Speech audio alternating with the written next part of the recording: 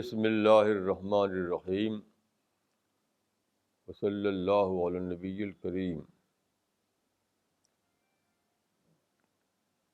رب اشرح لی صدری ویسر لی امری واحلل عقدۃ من لسانی یفقہوا قولی۔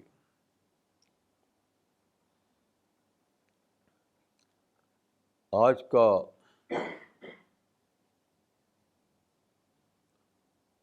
جو ٹاپک ہے وہ ہے fasting a source of spiritual empowerment, یعنی روزہ روحانی امپاورمنٹ کا ذریعہ۔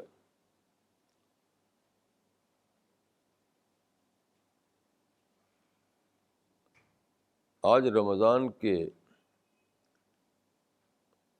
رمضان کی 20 تاریخ ہے۔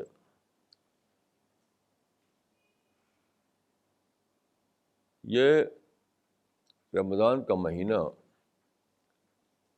جو روزہ کے لیے یا فاسٹنگ کے لیے مقرر کیا گیا ہے، تو اس کا مطلب صرف بھوکے رہنا نہیں ہے۔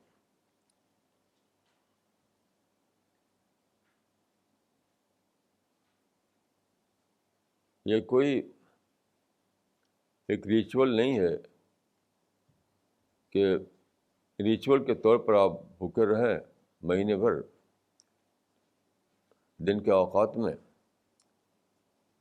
تو روزے کی عبادت پوری ہو جائے گی۔ ایسا نہیں ہے۔ روزہ کو عربی میں صوم کہتے ہیں۔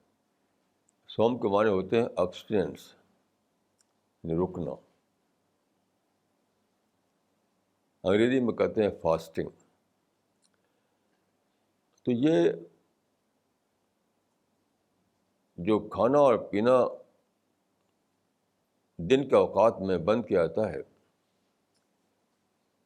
یہ ایک سمبولک ایبسٹینس ہے، علامتی طور پر رکنا ہے۔ اصل چیز کیا ہے؟ اصل چیز یہ ہے کہ آدمی اپنے آپ کو مٹیریلزم سے اوپر اٹھائے اور اسپریچولیٹی اپنے اندر پیدا کرے، روحانیت پیدا کرے اپنے اندر۔ اسی لیے میں روزے کو سمجھتا ہوں کہ وہ ہے اسپریچول امپاورمنٹ کا مہینہ۔ قرآن میں دیکھیے روزے کا مقصد بتایا گیا ہے تقویٰ، یعنی پرہیزگاری پیدا کرنا۔ پرہیزگاری کیا؟ وہ بھی روحانیت ہی ہے۔ دوسرا لفظ آیا ہے شکر۔ شکر کیا ہے؟ وہ بھی روحانیت ہے۔ حدیث میں آتا ہے کہ ہوا شہر الصبر، رمضان کا مہینہ صبر کا مہینہ ہے، وہ بھی روحانیت ہے۔ کہ صبر اور شکر اور تقویٰ یہ سب اسی کے مجموعے کا نام روحانیت ہے یا اسپریچولیٹی ہے۔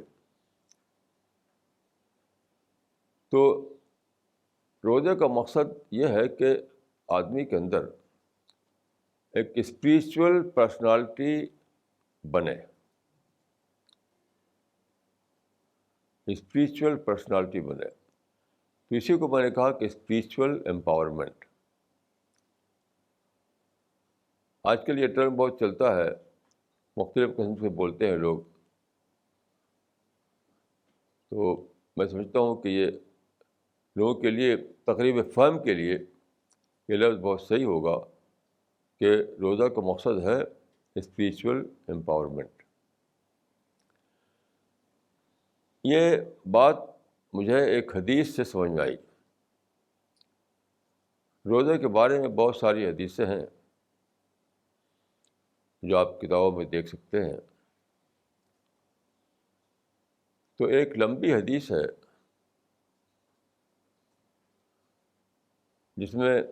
جس کا آغاز یہاں سے ہوتا ہے کہ حضر لکم شہر مبارک، تمہارے اوپر ایک یعنی رمضان سے فوراً پہلے شعبان کے آخر میں آپ نے ایک تقریر کی اور کہا کہ تمہارے اوپر ایک مبارک مہینہ نے سایہ کیا ہے.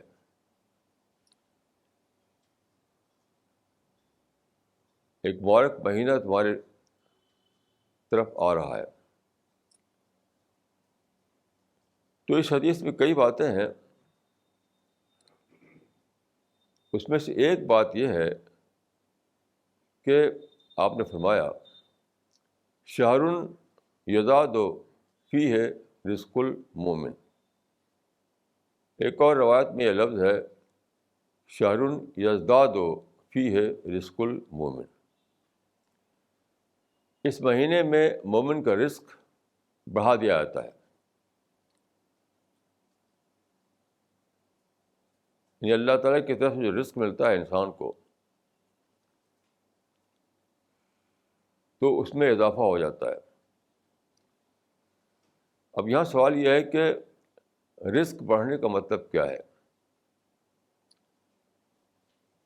عام طور پر لوگ یہ سمجھتے ہیں کہ سحری کے وقت میں خوب کھانے پینے کی دھوم ہوتی ہے, افطار کے وقت خوب کھانے پینے کی دھوم ہوتی ہے. تو یہی مطلب ہے اس کا کہ روزے کے مہینے میں کھانے پینا خوب ہوتا ہے.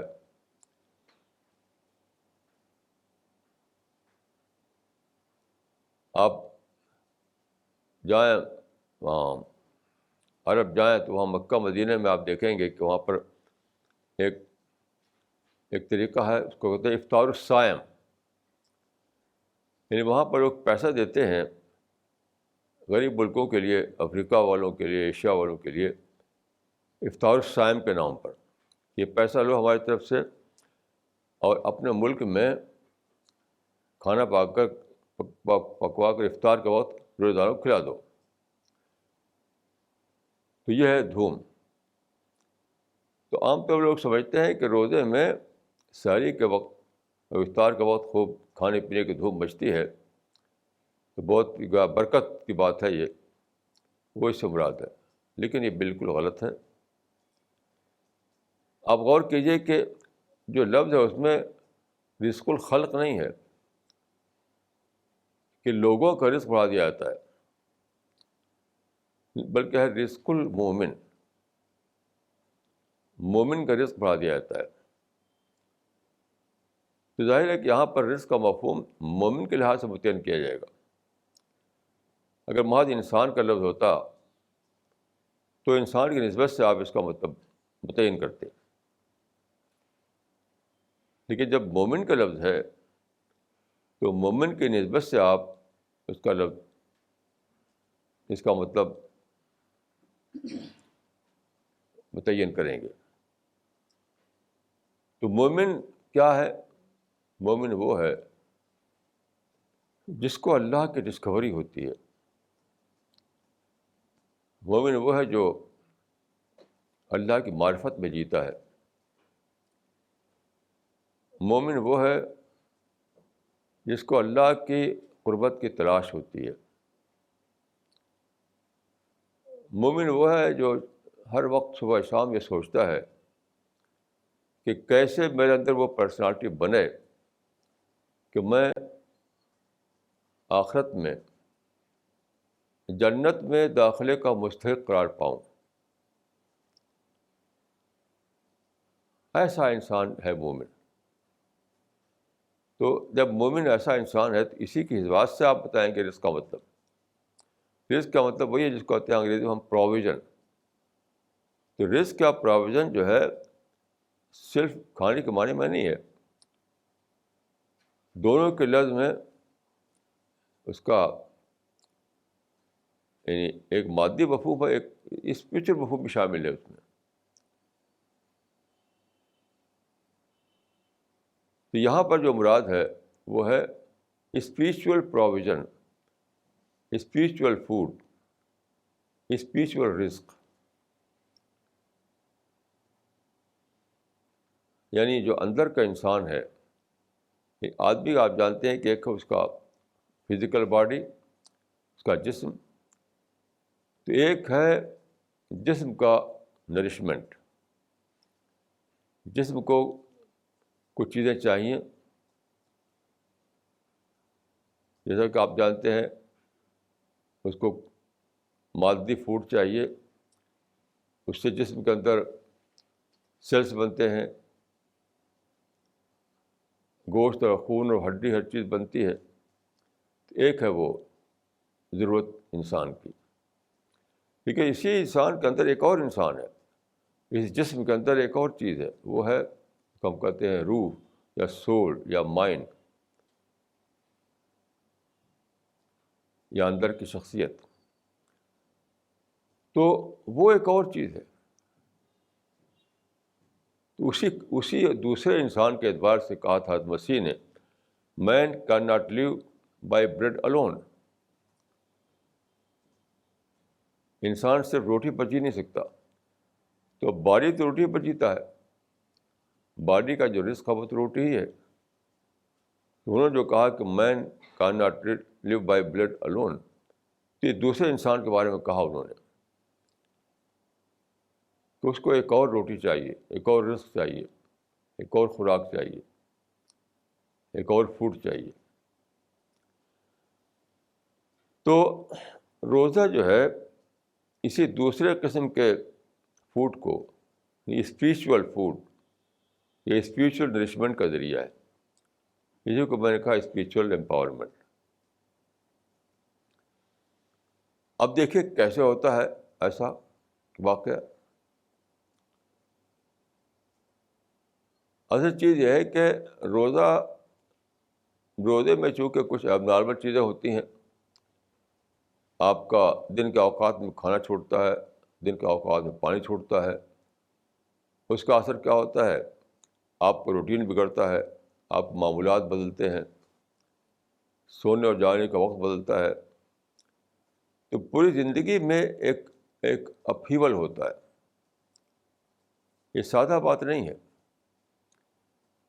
آپ جانتے ہیں کہ کھانا اور پانی انسان کی بیسک نیڈ ہے، بیسک نیڈ ہے۔ تو بیسک نیڈ پر جب روک لگائی جائے پوری زندگی اس سے متاثر ہوگی۔ تو اس سے کیا ہوتا ہے کہ رمضان کا مہینہ منتھ آف ایکسپیرئنس بن جاتا ہے، طرح طرح کے تجربات، طرح طرح کے ایکسپیرئنس ہونے لگتے ہیں۔ اگر میں کہوں تو غلط نہیں ہوگا کہ رمضان جو ہے ایک ایونٹ فل منتھ ہے، واقعات سے بھرا ہوا ایونٹ فل منتھ، واقعات سے بھرا ہوا، تجربات سے بھرا ہوا۔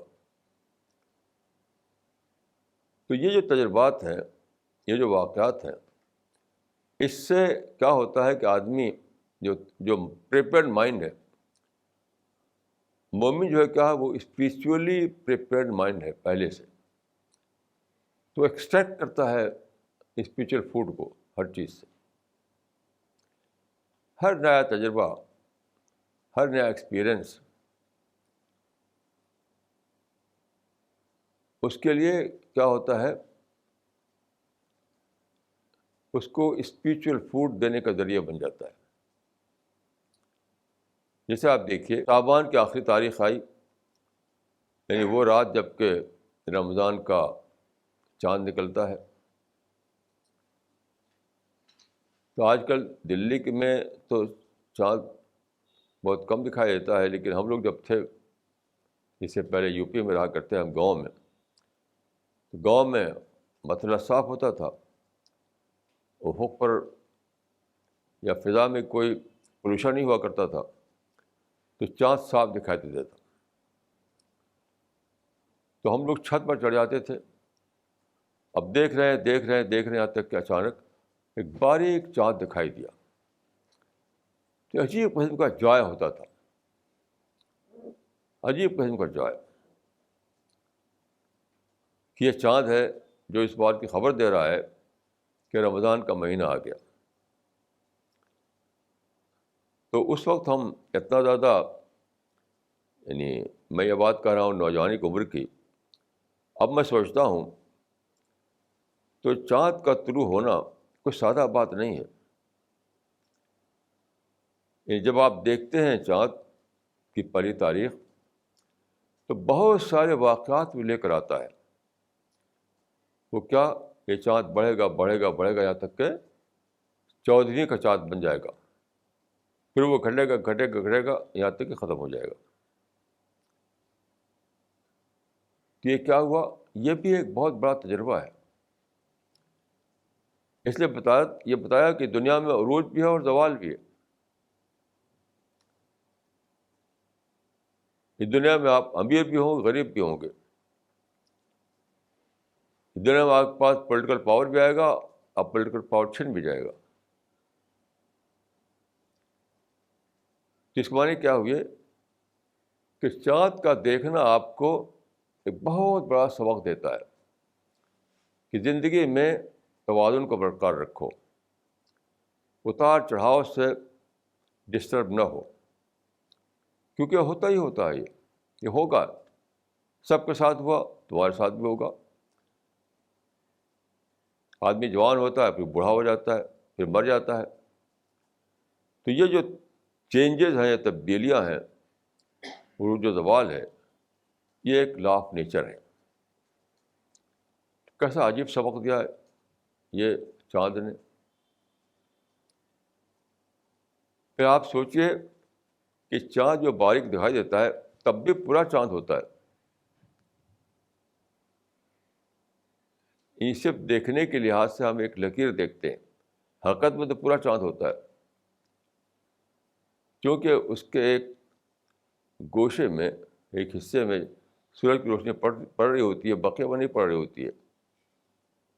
تو بقیہ اندھیرے میں ہوتا ہے تو دکھائی نہیں دیتا, جہاں سورج کی روشنی پڑتی ہے وہ دکھائی دیتا ہے. یہ بھی ایک عجیب غریب تجربہ ہے. اس کا مطلب ہے کہ چیزوں کو فیس ویلیو پر نہ لو. کتنا بڑا عجیب سبق ہے یہ, کتنا عجیب سبق. فیس ویلیو پر لیں آپ کہیں کہ چاند ایک باریک سا ایک چیز ہے, بہت باریک سی دھاگے کی طرح. لیکن آپ گہرائی میں جائیں کہ کہیں کہ نہیں, چاند تو ایک بہت بڑی چٹان ہے, بہت بڑا وہ ہے, ایک سیارچہ ہے.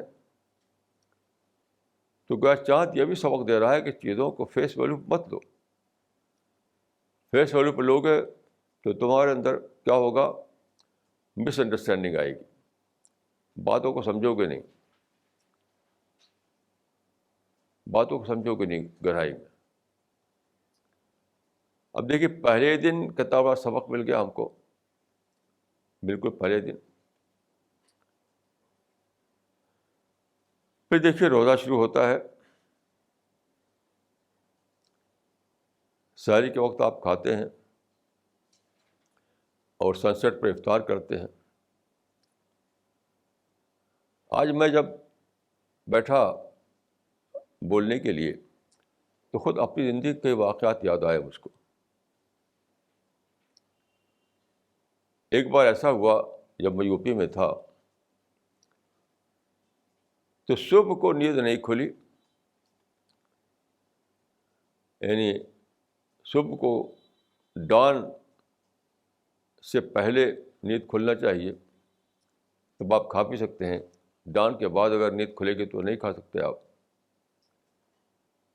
تو میری نیند نہیں کھلی تو میں سحری نہیں کھا سکا. اس دن مجھے سحری کے بغیر روزہ رکھنا پڑا, کیونکہ سحری نہ کھانا یہ آدمی کی ایکسکیوز نہیں ہے. اگر آپ سحری نہ کھا سکیں تو ایسا نہیں کہ ایکسکیوز مل گیا آپ کو, آپ سحری روزہ نہ رکھیں آپ. تو روزہ رکھنا پڑا مجھے. اب اس دن جو ہے لگا کہ ایک دن کا کھانا جو چھوٹا ہے مجھ سے, صرف ایک دن کا, تو کتنا سخت ہے وہ. تو میں سوچا کہ اگر عمر بھر کے کھانا چھوٹ جائے, ہمیشہ کے لیے چھوٹ جائے کھانا, یعنی موت کے بعد خدا اگر ہم کو ایک ایسی چٹان پر چھوڑ دے, فرشتہ موت کے بعد لے آپ کو اور لیا کر کے ایک چٹان پر ڈال دے جہاں کھانا پانی نہ ہو, تو کہے کہ بس پڑے رہو یہیں. کوئی تکلیف دوسری نہیں دی جائے گی تم کو. کوئی تم کو مارنے نہیں آئے گا, تم کو جلانے نہیں آئے گا, کچھ بھی کرنے نہیں آئے گا تم کو. بس خالی یہ ہے کہ کھانا پینا نہیں ملے گا. تو کیا عالم ہوگا. حتیٰ کہ پھر میں نے سوچا کہ فرض کیے کہ مجھ کو دنیا کا سب سے اچھا محل مل جائے, لیکن ہمیں کھانا پینا نہ ہو. سب سے اچھا پیلس, جسے ایمپرر کے پیلس ہوا کرتے تھے, سب سے اچھا پیلس مل جائے تو بالکل تمہارے ڈسپوزل پر ہے پیلس, لیکن وہاں کھانا پینا نہیں ہے. تو ایک دن کا جو مجھے کھانا چھوٹا تو سب چیز بیکار لگنے لگی. پیلس بھی بیکار, سب کچھ بیکار. تو قدر و قیمت معلوم ہوئی کھانے کی کہ اللہ تعالیٰ نے انسان کو پیدا کیا. تو کیسی عجیب بات ہے کہ ہم نے اللہ تعالیٰ سے دعا نہیں کی تھی کہ ہمیں کھانا بھی دے دے. بغیر دعا کے کھانا یہاں موجود کر دیا. وَآتَاكُم مِّن كُلِّ مَا سَأَلْتُمُوهُ, ہم نے سوال نہیں کیا تھا. انسان پیدا ہوا تو ساتھ ساتھ یہاں پر سوائل ہے, ہر قسم کے غلے ہیں, ہر قسم کے پھل ہیں, سبزیاں ہیں. کیسی عجیب بات ہے کہ اللہ تعالیٰ کی رحمت کا ایک کتنا بڑا تجربہ ہے کہ آپ کو پیدا کر کے زمین پر بسایا. تو ہمیں پتہ ہی نہیں تھا کہ ہم کیا مانگیں. ہم کو پتہ نہیں تھا کہ ہم کہیں خدا یہ زمین پر سوائل بھی ہو, خدا یہ زمین پر پانی بھی ہو, خدا یہ زمین پر غلہ اور میوہ بھی ہو. ہم کو معلوم ہی نہیں تھا کہ ہم مانگیں. تو اللہ تعالیٰ نے خود سے جانا کہ انسان کو اس کی ضرورت ہے, وہ سب یہاں مہیا کر دیا. تو ایک دن جب مجھے کھانا بالکل ہی نہیں ملا صبح سے شام تک,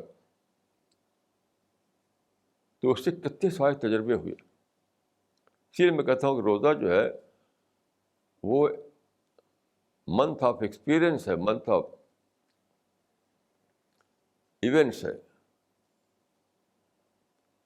ایسے ایک بار دلی میں جب میں آیا تو دلی میں ایک بار رمضان کے مہینے میں ہندو لوگوں کی ایک کانفرنس تھی. ہندو لوگوں کی کانفرنس تھی اسی دلی میں, مجھے بلایا گیا, اور وہ تھی رمضان کے مہینے میں شام کے وقت. وہاں میں چلا گیا تو وہاں پہ سب ہندو لوگ تھے. ان کو پتہ ہی نہیں تھا کہ افطار چاہیے مسلمان کو. تو بہر میں شریک ہوا اس میں, اور شام کا وقت آیا تو وہاں کچھ کھانا پینا نہیں. اب مجھے افطار تو کرنا تھا, صرف پانی وہاں تھا, صرف پانی. یہی آصفری روڈ کا واقعہ یہ ہے. تو صاحب شام کو, اچھا وہ گرمی مئی جون کا مہینہ تھا, اور شام کو بہت پیاس لگ رہی تھی مجھے. تو کھانا تو کچھ تھا نہیں, پانی تھا. تو میں نے پانی پیا, 1 گلاس, 2 گلاس, 3 گلاس, 4 گلاس, پتہ نہیں شاید 10 گلاس پی گیا میں, کیونکہ بھوک کی جگہ بھی شاید مجھے پانی پینا تھا. پانی پیتے ہی گیا میں. اس وقت اندازہ ہوا کہ یہ پانی کیا چیز ہے. ابھی تو آپ کے پاس پانی ہر وقت موجود رہتا ہے, جب چاہے پی لیجیے. جب دن بھر پانی نہیں ملا تو پیاس کا برا حال تھا, برا حال تھا پیاس کا. تو پانی پیتا چلا گیا میں. تو دیکھیے رمضان کا مہینہ یہ سب تجربے کرواتا ہے، یہ سب تجربے کرواتا ہے۔ رمضان کا مہینہ فل آف ایکسپیرئنسز، یعنی منتھ آف ایکسپیرئنسز ہے، ایونٹ فل منتھ ہے۔ تو میں جب سوچنے لگا تو بہت سے واقعات ایسے یاد آئے۔ ایک بار میں گورکھپور گیا، یہ آزادی سے پہلے کی بات ہے، برٹش پیریڈ کی بات ہے یہ۔ تو وہاں پر ایک صاحب تھے جو بہت بڑے افسر تھے، جو کہا جاتا تھا ڈی ٹی ایس۔ اس وقت ان کا ٹائٹل ہوا کرتا تھا ڈی ٹی ایس، اب پتہ نہیں کیا ٹائٹل ہوگا۔ BNWR کے بڑے افسر تھے وہ، بہت بڑا بنگلہ تھا ان کا۔ تو وہاں میں چند دن رہا، یہ رمضان کا مہینہ تھا وہ بھی۔ تو میں نے دیکھا شام کو ایک صاحب آتے ہیں اور وہ روزانہ وہاں بیٹھ کر کے کچھ پڑھتے ہیں اور چلے آتے ہیں۔ تو میں نے وہ صاحب جو تھے، جو بڑے افسر جو تھے، اس سے میں نے پوچھا کہ یہ کون صاحب آتے ہیں شام کو، کیا مقصد ہوتا ہے؟ تو انہوں نے کہا کہ وہ حافظ صاحب ہیں، ہم تو روزہ رکھ نہیں سکتے، ہم روزہ نہیں رکھ سکتے، تو حافظ صاحب سے کہہ دیا کہ وہ شام کو آ کر پڑھ کے چلے آتے ہیں قرآن مجید، اور پھر ان کو ہم رمضان کا مہینہ ختم ہوگا تو کچھ پیسے دے دیں گے۔ اس تجربے سے مجھے ایک عجیب احساس ہوا۔ ابھی تک میں سوچتا ہوں، یہ واقعہ ہو گیا بہت پہلے کا، یہ آزادی سے پہلے کی بات ہے، شاید 70 برس کا واقعہ ہو گئی۔ آج میں یہ سوچ رہا تھا اس واقعے کو لے کر، تو میں نے سوچا کہ وہ افسر صاحب جو تھے، اگر یہ کرتے کہ خدایا میں دن بھر بھوکا تو نہیں رہ سکتا، میں تیری کتاب پڑھ رہا ہوں، اسی کتاب کے پڑھنے کو تو میری طرف سے قبول کر لے، یعنی فاسٹنگ کے بجائے تلاوت قرآن کو میری طرف سے قبول کر لے، تو شاید اللہ کی رحمت جوش کرتی، اللہ تعالیٰ قبول فرماتا۔ لیکن یہ تو بالکل ایسا کسی کو کرایہ دے کر کے آپ کہیں کہ تم یہ کام کر دو۔ دیکھیے رمضان کا مطلب ہے اپنے آپ کو انوالو کرنا، یہ نہیں کہ کرایہ دے کر کسی سے آپ روزہ رکھوا دیں، کسی سے قرآن پڑھوا دیں، یہ کرایہ داری کا معاملہ نہیں ہے، اپنے آپ کو انوالو کرنے کا معاملہ ہے۔ تو آج میں سوچ رہا تھا، بہت دل تڑپ اٹھا میرا سوچ کر کے کہ انسان کیسی عجیب چیز ہے۔ خدا دیکھنا چاہتا ہے آپ کا انوالومنٹ۔ آپ فرض کیے کہ روزہ نہیں رکھ سکتے تو کہیں کہ خدا میں 10 دن کو روزہ رکھتا ہوں، یہی تو قبول کر لے میری طرف سے، یا آپ اس قابل بھی نہیں ہیں تو صبح شام بیٹھ کر قرآن پڑھیں، کہیں کہ خدایا میرے بس میں روزہ رکھنا نہیں ہے، تو اپنی کتاب کی تلاوت کو میری طرف سے قبول فرما لے۔ یہ کہہ کر آدمی رو پڑے تو شاید اللہ کی رحمت جوش میں آئے، وہ کہے کہ میرے بندے میں تو اسے یہی قبول کر لیا،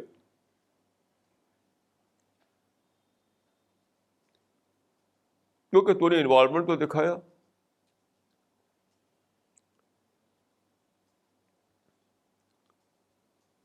تو جو لوگ عذر پیش کرتے ہیں وہ راز نہیں سمجھتے، راز۔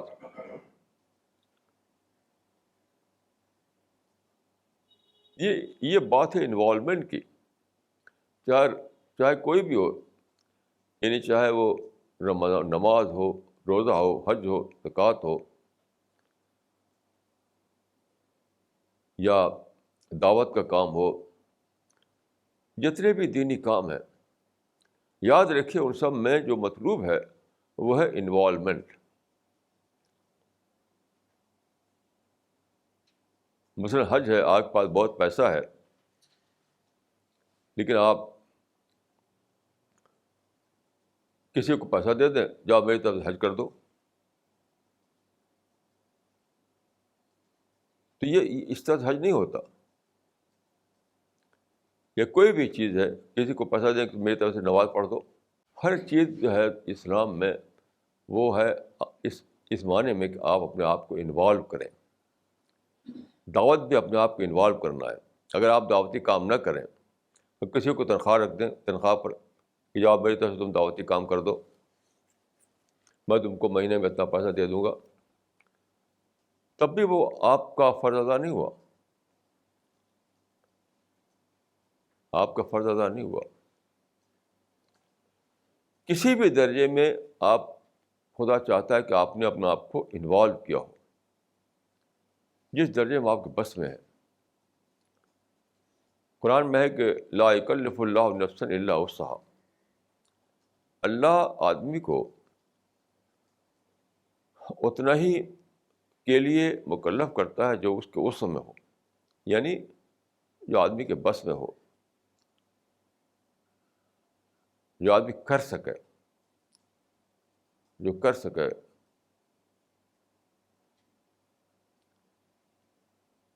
تو آپ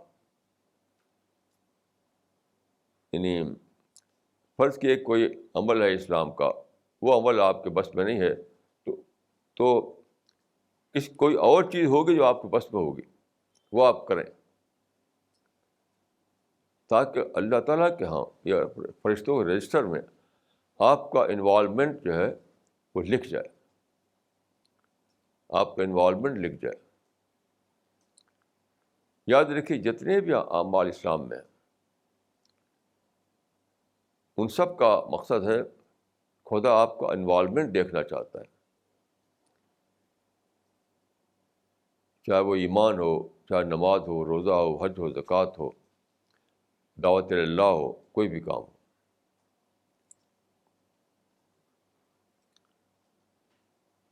تو رمضان میں دیکھیے، کیونکہ معمولات ٹوٹتے ہیں، بیسک نیڈ پر جب روک لگائی جائے گی تو معاملات تو لازماً ٹوٹیں گے. جب معاملات ٹوٹیں گے تو اسی کا نام تو ایکسپیرئنس ہے. طرح طرح کے ایکسپیرئنس ہوں گے آپ کو، طرح طرح کے ایکسپیرئنس. وہ چیز آپ کے اس مہینے کو ایون فل مہینہ بنا دے گی. اس سے آپ کو اسپریچول فوڈ ملنا شروع ہو جائے گا. دیکھیے اسپریچولیٹی کیا ہے، کوئی مسٹیریس چیز نہیں ہے، کوئی راز کی بات نہیں ہے، کوئی پراسرار چیز نہیں ہے. اسپریچولیٹی نام ہے مٹیریل چیزوں سے اسپریچول کنٹینٹ کو ایکسٹریکٹ کرنا. ایکسٹریکٹ ہر مٹیریل چیز میں ایک انر کنٹینٹ ہوتا ہے. ہر مٹیریل چیز وہ آپ کا مائنڈ اگر ایکٹیو ہے، آپ کا مائنڈ اگر الائیو ہے، آپ کا مائنڈ اگر اویکنڈ ہے، تو کوئی بھی ایکسپیرئنس چاہے کتنا ہی زیادہ مٹیریل ہو، وہ اس میں آپ کو ایک انر کنٹینٹ ملے گا. اسی کو آپ کہہ سکتے ہیں اسپریچول کنٹینٹ. اسی کو قرآن میں توسم کہا گیا ہے. توسم کیا ہے؟ لیسن نکالنا، اسی اسپریچول کنٹینٹ کو ڈسکور کرنا، یہ توسم ہے.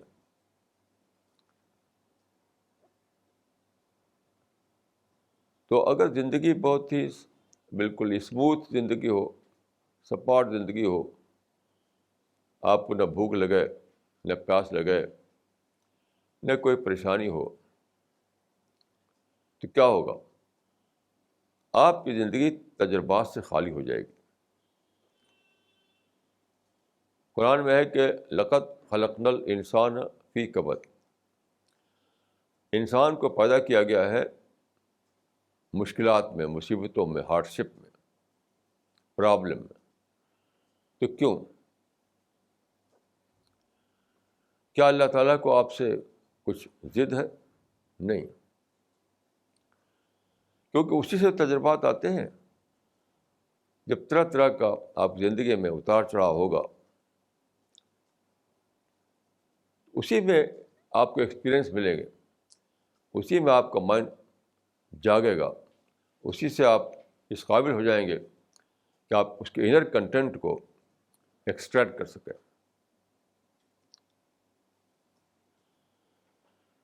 تو تجربہ بہت بڑی چیز ہوتی ہے۔ پھر دیکھیے، روزے کو حدیث میں کہا گیا ہے شہر الصبر، صبر کا مہینہ۔ صبر کا مطلب ہے پیشنس، پیشنس کا مہینہ۔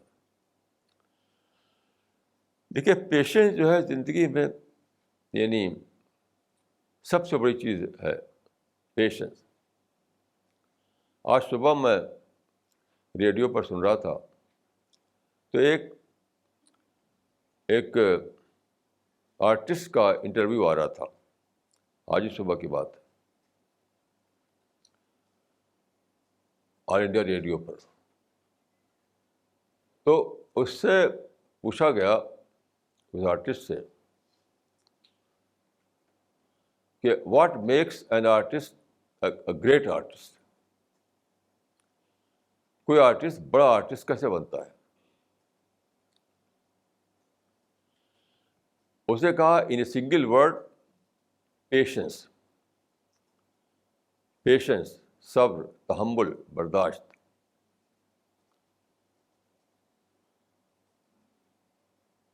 یعنی آرٹسٹ کو بڑا آرٹسٹ بننے کے لیے سب سے بڑی چیز جو چاہیے وہ ہے صبر و تحمل، برداشت۔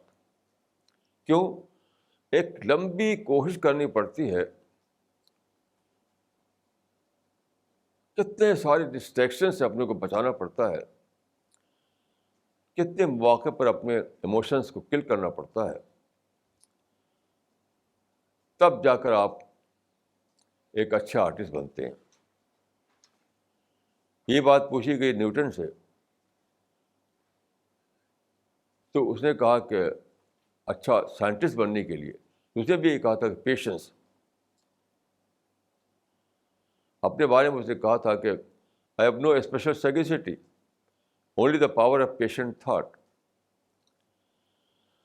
تو دیکھیے، چاہے آرٹ کا معاملہ ہو، چاہے سائنس کا معاملہ ہو، اور چاہے دین کا معاملہ ہو، ہر معاملے میں اعلیٰ درجے تک پہنچنے کے لیے جو سب سے بڑی چیز درکار ہے وہ ہے پیشنس۔ ایک بار ایک آدمی رسول اللہ صلی اللہ علیہ وسلم کے پاس آیا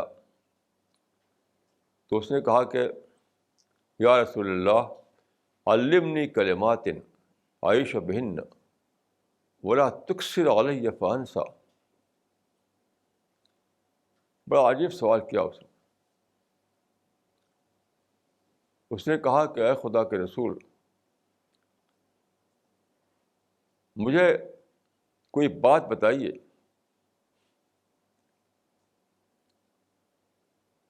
لیکن وہ لمبی بات نہ ہو کہ میں بھول جاؤں،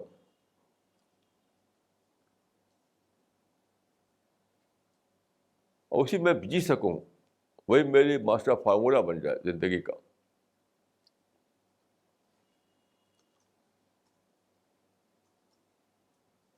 یوں دوسرے لفظوں میں کہوں گا کہ اس نے کہا کہ O prophet give me a master advice to manage all the affairs of my life.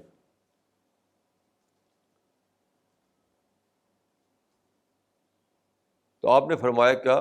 لا تغضب، تم غصہ نہ کرو، ڈونٹ بی اینگری۔ اب دیکھیے کہ اس کا مطلب کیا ہوا۔ اس کا مطلب یہ ہے یعنی اگر لفظ بدل کر کا مطلب بنائے تو یہ ہوگا keep patience at the time of provocation. یہ تو مطلب بنے گا. غصہ کب آتا ہے؟ جب کوئی آپ کو بھڑکائے، آپ کو مشتعل کرے، کوئی آپ کو پرووک کرے. خام خواہ غصہ نہیں آتا کسی کو. ایسا کوئی آدمی نہیں جو خام خواہ غصہ کرے. کسی باغ میں بیٹھا ہوا اکیلے وہاں غصہ کرنے لگے وہ نہیں. غصہ سماج میں آتا ہے، لوگوں کے درمیان آتا ہے، جب کوئی آپ کو پرووک کرتا ہے، کوئی بھڑکاتا ہے. تو آپ یہ جو فرمایا کہ لا تغضب زندگی کے ماسٹر کی، غصہ نہ کرو، تو اس کا مطلب یہ ہوگا کہ ہر حال میں صبر و تحمل کے طریقہ اختیار کرو. Keep patience at the time of provocation. تو یہ ہے روزہ. روزہ جو ہے یہی تو ہے، بھوک پر صبر کرنا، پیاس پر صبر کرنا. اور صرف بھوک پیاس کا معاملہ نہیں ہے، معمولات ٹوٹنے پر صبر کرنا. سونے جاگنے کے اوقات بدلتے ہیں، معمولات بدلتے ہیں، یعنی ہر چیز میں بدلاؤ آتا ہے رمضان کے زمانے میں. تو اس سب کو برداشت کرو.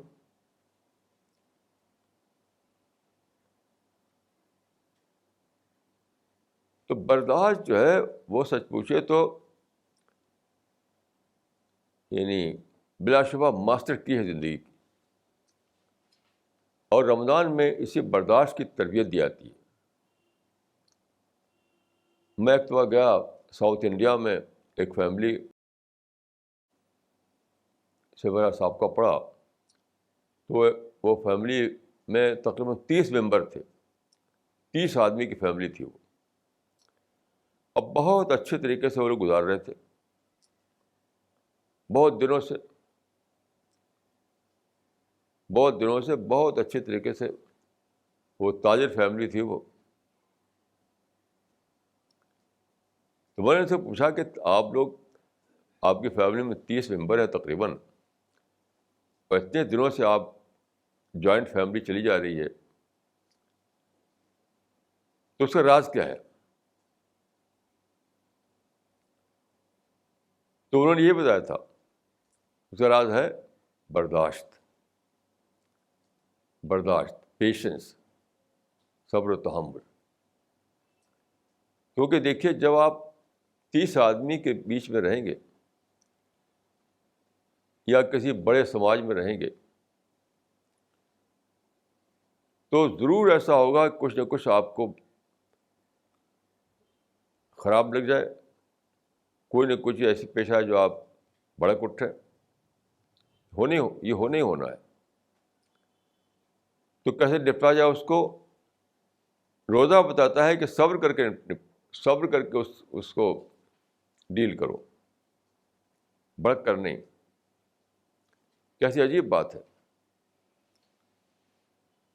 یعنی زندگی میں وہ مواقع جب آدمی بھڑک اٹھتا ہے، جب مشتعل ہو جاتا ہے، جب وہ ریئیکٹ کرتا ہے، تو ہر ایسے موقع پر روزہ کیا سبق سکھاتا ہے؟ صبر، تحمل، برداشت، پیشنس. یہی ہے اسپریچول امپاورمنٹ. اسپریچول امپاورمنٹ کوئی مسٹیریس بارے میں نہیں بول رہا ہوں میں. یعنی پازیٹیو جو ویلیوز ہیں ان کو اپنے اندر انکلکیٹ کرنا.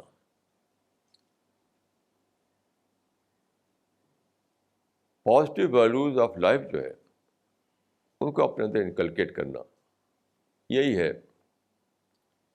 صبر. نہ صبر کوئی پراسرار چیز ہے، نہ اسپریچولیٹی کوئی پراسرار چیز ہے، نہ روزہ کوئی پراسرار چیز ہے، کچھ نہیں. زندگی میں آپ پوری تاریخ میں دیکھیے، جہاں بھی کوئی فساد ہوا ہے، مار کاٹ ہوئی ہے، سب کس لیے ہوا ہے؟ آدمی نے پیشنس کھو دیا.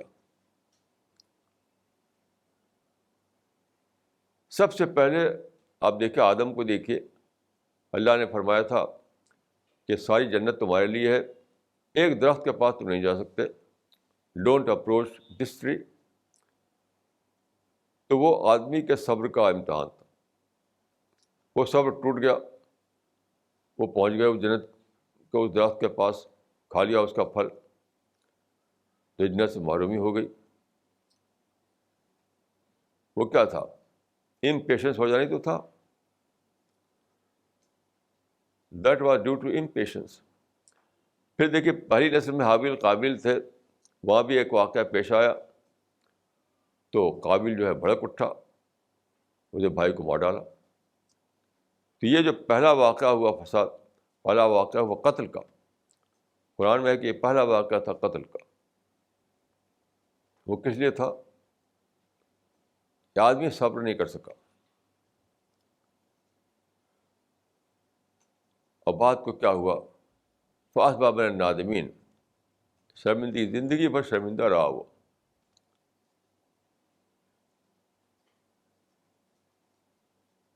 مجھ سے ایک، یعنی قرآن میں تو لکھا ہوا نہیں کہ زندگی میں شرمندہ رہا، لیکن میں ایک تجربے کے بنا پر ایسا کہتا ہوں. ایک بار میری ملاقات ہوئی ایک وکیل سے جو مرڈر کیس کرتے تھے، یعنی کرمنل کیسز کرتے تھے وہ. تو انہوں نے کہا میں 25 سال سے ایسے کیسز کر رہا ہوں، جو آدمی مرڈر کرتا ہے میرے پاس آتا ہے.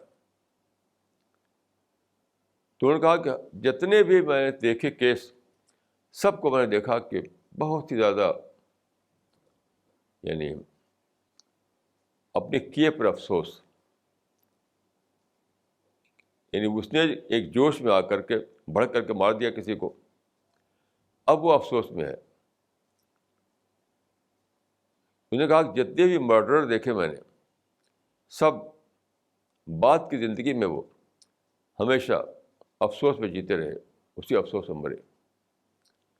اس کو لے کر میں سوچتا ہوں کہ قابیل کا بھی یہی ہوا ہوگا حشر،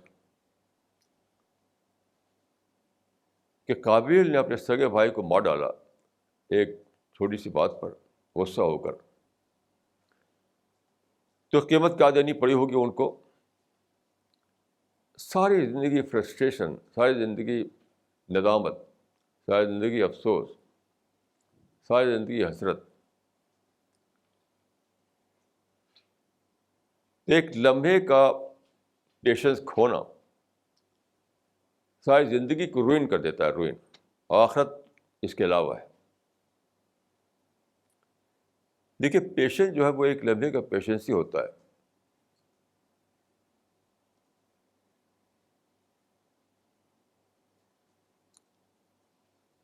یعنی کوئی چیز ایسی پیش آئی جو آپ کو بھڑکانے والی نہیں تھی، جو پرووکیٹو تھی آپ کے لیے، آپ غصہ ہو گئے.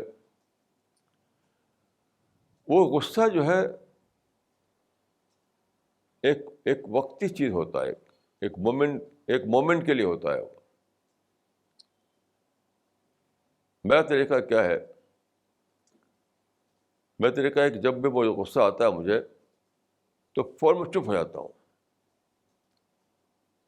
غصہ آیا، فوراً چپ ہو گیا.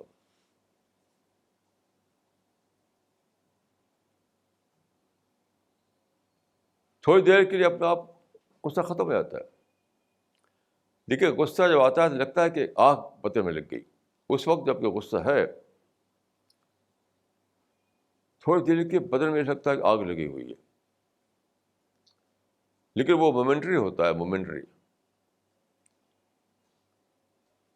بس تھوڑی دیر کے برداشت کر لیجیے. میرا تجربہ یہ ہے کہ صرف 30 سیکنڈ برداشت کر لیجیے آپ، 30 سیکنڈ. اور اس کے بعد کیا ہوگا؟ غصہ ٹھنڈا ہونے لگے گا. ایک بات یاد رکھیے کہ یہ کوئی غیر فطری بات ہے کہ کوئی کہے کہ میرے اندر تو غصہ ہی نہیں. غصہ ہوتا ہی ہوتا ہے ہر آدمی کے اندر.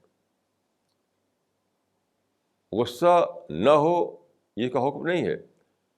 غصے کو آپ ظاہر نہ کریں اس کا حکم ہے.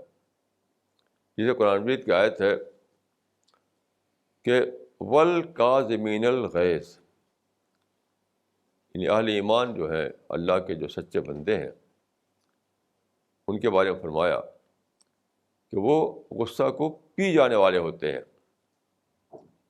والکاظمین الغیظ، یہ نہیں فرمایا کہ والفاقدین الغیظ. اس پر غور فرمائیے. یعنی قرآن میں یہ نہیں فرمایا گیا کہ اہل ایمان جو ہوتے ہیں، سچے بندے، ان کے اندر غصے کا فقدان ہوتا ہے، غصہ موجود نہیں ہوتا. نہیں، فرمایا کہ غصے کو پی جاتے ہیں. یعنی غصہ تو آیا لیکن اس کو اب پی گئے آپ، اندر اندر مطلب کنٹرول کر لیا.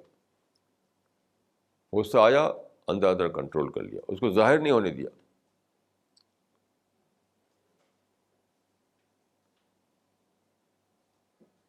اس کو میں ایک مرتبہ ایک مضمون میں ایک مثال دی تھی شاک ابزاربر کی. آپ جانتے ہیں کہ ہر کار میں لگا ہوتا ہے شاک ابزاربر، یعنی جھٹکے کو سہنے والا. وہ اسپرنگ ہوتی ہے جو سہتی رہتی ہے. اچھا، ٹریکٹر میں شاک ابزاربر نہیں ہوتا تو اس میں بہت زیادہ ہلتا ہے وہ. اگر آپ ٹریکٹر پہ کہیں بیٹھے ہوں تو آپ کو یاد ہوگا کہ ٹریکٹر جو ہے اگر آپ اس سے فضل کے 50 کلومیٹر کا سفر کریں، پہنچیں گے تو بالکل تھک چکے ہوں گے، کیونکہ اتنا ہلائے گا وہ. لیکن اچھی کار پر سفر کریں آپ تو آپ 50 کلومیٹر تک پر سفر کر کے اتریں گے اور فریش ہوں گے. کیوں؟ اس کے پہیوں میں اسپرنگ ہوتی ہے بہت خاص طرح کی، جس کو کہتے ہیں شاک ابزاربر. یہ سب جھٹکے پہیے کے لگتے ہیں. آپ کبھی دیکھیں روڈ پر کھڑے ہو کر کے اچھی کار جو گزر رہی ہوتی ہے تو پہیا ایسے ایسے ہوتا ہے، باڈی ایسے ایسا نہیں ہوتا. یعنی پہیا تو نیچے اوپر ہوتا ہے، باڈی ویسے کی ویسی رہتی ہے. اس کے معنی کیا ہوئی ہے کہ ٹریکٹر اس گاڑی کا نام ہے کہ جو جھٹکا پہیے کو لگا وہ مسافر تک پہنچا. اس کے برعکس اچھی کار اس گاڑی کا نام ہے جس نے جھٹکے کو پہیے پر سہ لیا، مسافر تک اس کو پہنچنے نہیں دیا. تو روزہ اسی کی تربیت ہے. صبر یہی مطلب ہے. ایک ہے صبر، ایک ہے بے صبری، ایک ہے پیشنس، ایک امپیشنس.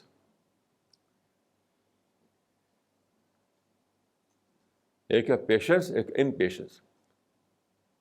صبر، بے صبری. تو صبر کیا ہے کہ جھٹکے کو اپنے اوپر آپ نے سہ لیا، دوسرے کو اوپر نہیں جانے دیا. جب آپ غصہ میں آ کر کے بھڑکتے ہیں، بولتے ہیں، برا بھلا کہتے ہیں، گالی دیتے ہیں، انتقام لیتے ہیں، ریونج لیتے ہیں، سبق سکھانے چاہتے ہیں وغیرہ، جس کے معنی کہ آپ ٹریکٹر جیسے انسان ہیں. آپ ٹریکٹر جیسے انسان ہیں کہ جو جھٹکا آیا پہیے پر وہ مسافر تک پہنچ گیا. لیکن اگر آپ کا یہ حال ہو کہ آپ جب غصہ آئے تو اندر اندر اس کو کنٹرول کر لیں، اندر اندر اپنے کو پیسیفائی کر لیں، اندر اندر سوچ کر اس کو ٹھنڈا کر لیں، تو گیا کہ آپ ایک اچھی کار کے مانند ہیں کہ آپ کو جھٹکا تو لگا لیکن اس جھٹکے کو آپ نے دوسروں تک پہنچنے نہیں دیا. تو روزے کے بارے میں رسول اللہ نے فرمایا کہ ہوا شہر الصبر، وہ صبر کا مہینہ. گویا کہ دوسرے لفظوں میں کہنا صحیح ہوگا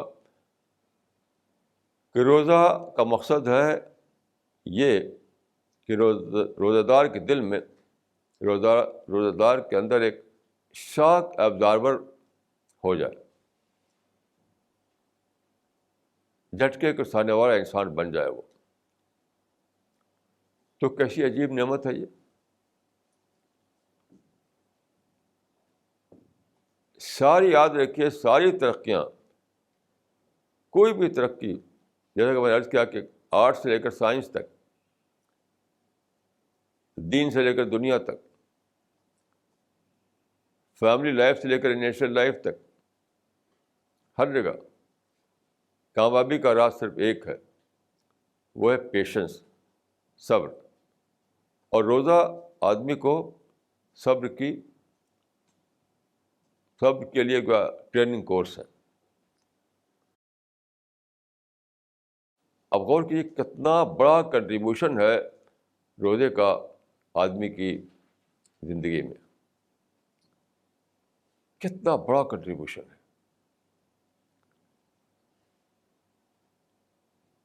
خالق جس نے انسان کو بنایا ہے اور جس نے اس دنیا پر رکھا ہے اور جس طرح کے حالات میں اس کو گزرنے کا موقع دیا ہے، تو خالق کو معلوم تھا کہ سب سے بڑی ویکنیس کیا ہے انسان کی، اور انسان کی سب سے بڑی طاقت کیا ہے.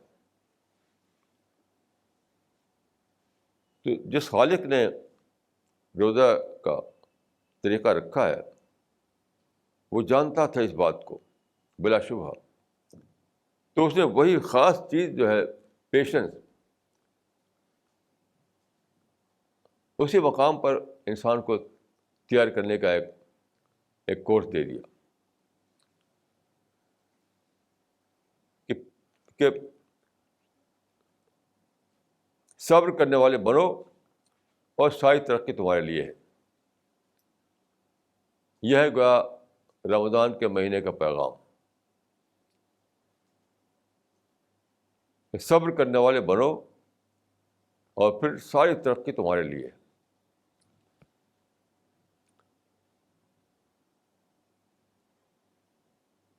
یہاں میں ایک بات اضافہ کروں گا کہ آج کل ایک غلط نظریہ پھیلا ہوا ہے کہ خوب کھاؤ پیو سحری کے وقت تاکہ دن کو بھوک ہی نہ لگے.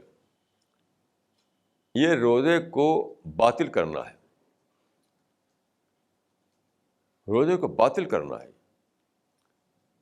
معمول کے مطابق کھائیے تاکہ دن میں بھوک لگے، دن میں پیاس بھی لگے. خاص طرح کے کھانے بنائے جاتے ہیں، خاص طرح کے کھانے کھا لو تو پھر نیندی، تو پھر وہ بھوک نہیں لگے گی. یہ تو روزے کو باطل کرنا ہے.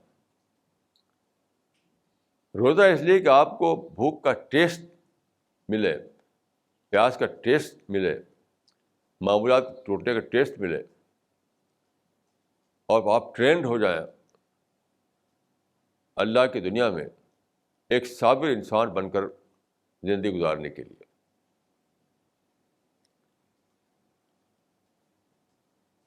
کوئی بھی ایسی چیز جو اس کے خلاف ہو وہ اگر روزے کو باطل کرتی ہے، وہ اللہ کی اسکیم کو انڈو کرتی ہے.